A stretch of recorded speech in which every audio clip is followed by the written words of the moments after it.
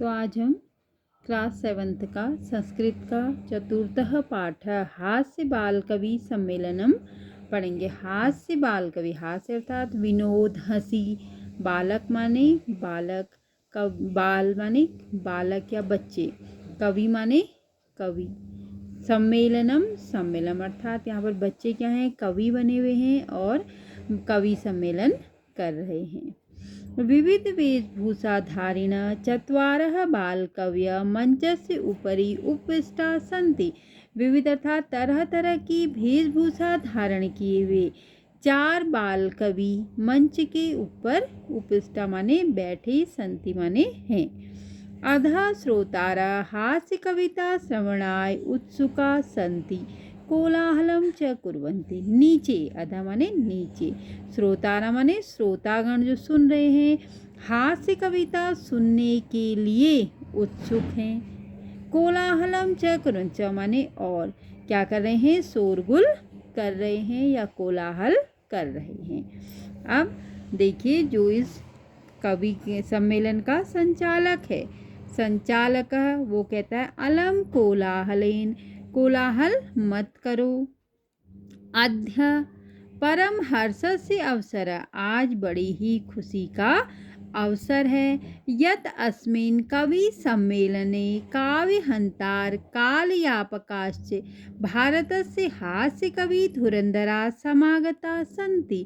जो इस कवि सम्मेलन में काव्य का नाश करने वाले, काल माने समय, च माने और समय का बर्बाद करने वाले भारत के हास्य धुरंधर कवि, हास्य में जो धुरंधर हैं वो कवि समागता माने आए हैं या एकत्रित हुए हैं, संति माने हैं। एहि करतल ध्वनि नाम वयम एतेषां स्वागतम कुर्मः। आइए करतल ध्वनि अर्थात तालियों से हम इनका स्वागत करते हैं। गजाधर, तो सबसे पहले गजाधर जो हैं वो क्या है, हमारे कवि हैं, वो आते हैं। सर्वोभ्यो अरसिकेभ्यो नमो नमः। सभी अरसिक लोग जितने भी यहाँ पर हैं, जिनका काव्य में जिनकी किसी तरह की रुचि ही नहीं है, नीरस लोग जो हैं, उनको मेरा नमस्कार है। प्रथम तावद अहम आधुनिकम वैद्यम उद्देश्यम स्वकीयम काव्यम श्रावयामि। सबसे पहले मैं आधुनिक वैद्य के उद्देश्य को ध्यान में रखकर अपना काव्य सुनाता हूँ। वैद्य राजा नमस्तुभ्यम यमराज सहोदर। हे यमराज के छोटे भाई, वैद्य राज या चिकित्सक, मैं तुम्हें प्रणाम करता हूँ या तुम्हें मेरा प्रणाम है। यमस्तु हरित प्राणान वैद्य प्राणान धनानि च। यम तो क्या करता है, सिर्फ प्राण का ही हरण करता है और वैद्य क्या कर लेता है, प्राणों का और धन दोनों का हरण कर लेता है। सर्वे उच्चे हसंती, सभी जोर जोर से हंसने लगते हैं। कालांतक, अब दूसरे कवि कौन है, कालांतक कवि हैं। अरे वैद्यास्तु सर्वत्र परंतु न ते मादृशा कुशला जनसंख्या निवारणे। अरे वैद्य तो सर्वत्र अर्थात हर जगह हैं, परंतु मेरी तरह कुशल नहीं है। किस चीज़ में, जनसंख्या निवारण में, अर्थात जनसंख्या को कम करने में मेरी तरह कुशल कोई भी नहीं है। ममापि काव्यम इदम श्रवन्तु भवन्त, मेरा भी काव्य आप सुनिए। चितां प्रज्वलितां दृष्ट्वा वैद्या विस्मयागतः। नाहं गतो न मे भ्राता कस्येद हस्तलाघवम। तो कहते हैं कि चिता को जलता हुआ देख करके वैद्य अर्थात चिकित्सक जो है आश्चर्य में आ जाता है। अरे नाहं गतो, न तो मैं गया, नहीं मेरा भाई गया, अर्थात न मैं गया नहीं यमराज गए। कश्चित हस्तलाघवम, तो ये किसके हाथ की सफाई है जो ये चिता जल रही है या ये इस व्यक्ति की मृत्यु हो गई है। सर्वे पुनः हसन्ति, सबके सब दोबारा क्या करने लगते हैं, हंसने लगते हैं। अब देखिए तीसरे कवि जो है वो कौन है, तुंदिला। तो तुंदिला अर्थात जिनका क्या है, मोटा पेट है। अब वो मोटा पेट लेके अपने कहाँ, मंच पे उपस्थित होते हैं और वहाँ पे आके कहते हैं तुंदस्य ऊपरी हस्तम आवर्तन, अपने मोटे पेट के ऊपर हाथ घुमाते हुए कहते हैं तुंदिलम भो, मैं तुंदिल हूँ। ममापि इदम काव्यम श्रूयताम जीवने धार्यताम च, मेरा भी यह काव्य सुनिए और जीवन में धारण कीजिए।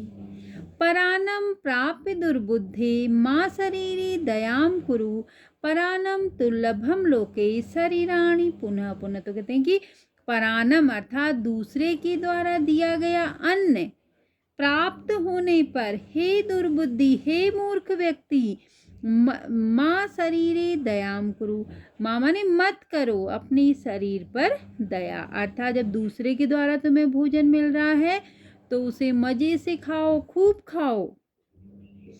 क्यों, परानम दुर्लभम लोके, क्योंकि दूसरे के द्वारा दिया गया अन्न क्या है, इस संसार में दुर्लभ है, बड़ी मुश्किल से मिलता है।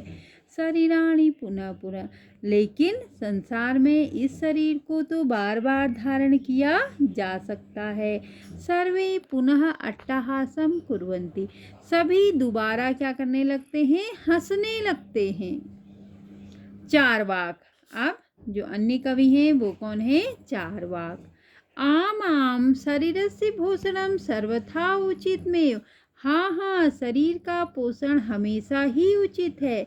यदि धनम नास्ति तदा ऋणम कृत्वापि पौष्टिकः पदार्थः एव भोक्तव्य, यदि धन नहीं है तब ऋण निकाल कर भी पौष्टिक अर्थात अच्छा भोजन करना चाहिए, पौष्टिक पदार्थ खाने चाहिए या उनका भोग करना चाहिए।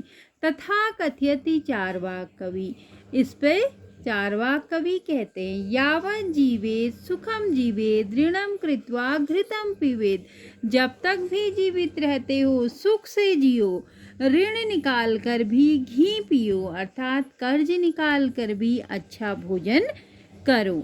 अब उनमें से एक श्रोता जो सुन रहा है उसको वो कहता है, तरहि ऋणस्य प्रत्यर्पणम कथा, तब इस ऋण को कैसे वापस किया जाए, कैसे इसे चुकाया जाए।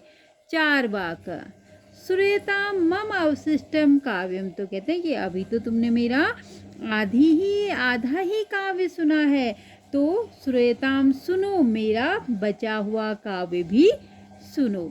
घृतम प्रीत्वा पीत्वा श्रमम कृत्वा ऋणम प्रत्यर्पेत जन, तो कहते हैं कि घी पी करके परिश्रम करके ऋण को लोग क्या करें, वापस लौटाएं या कर्ज को वापस लौटाएं। काव्य पाठ श्रवणेन उत्प्रेरितः एकः बालको अपि आसु कविताम रचयति हासपूर्वक च श्रावति, इस काव्य पाठ को सुन करके एक बालक उत्प्रेरित होकर के क्या करता है, एक बालक भी, अपी है तो ए भी हो गया, तो काव्य पाठ को सुन करके उत्प्रेरित होकर एक बालक भी आसु कविता अर्थात स्वरचित कविता रचता है, हासपूर्वक च श्रवाति, और हंसते हुए सुनाता है। बालका, सुरेताम सुरेताम भो ममापि काव्यम, सुनो श्रोताओ मेरा भी काव्य सुनो। गजाधरम कविम चैव तुंदिलम भोजलोलुपम, कालांतकम तथा वैद्य चारवाकम च नमाम्यहम्, गजाधर कवि जो हैं और तुंदिल कवि जो क्या हैं, भोजन के लालची हैं, कालांतक कवि तथा वैद्य अर्थात जो वैद्य चारवाक हैं उन्हें मेरा नमन है, उन्हें मेरा नमस्कार है, प्रणाम है। काव्यम श्राविताम हा हा हा इति कृत्वा हंसति, अब काव्य को सुनाते हुए हा हा हा ऐसे करते हुए वो हंसने लगता है। अन्य चापी हसंती, अन्य भी क्या करने लगते हैं, हंसने लगते। चा माने और, अपी माने भी, अन्य माने और लोग भी क्या करने लगते हैं, हसन्ति माने हंसने लगते हैं। सर्वे गृहं गच्छन्ति और सभी अपने अपने घरों को चले जाते हैं।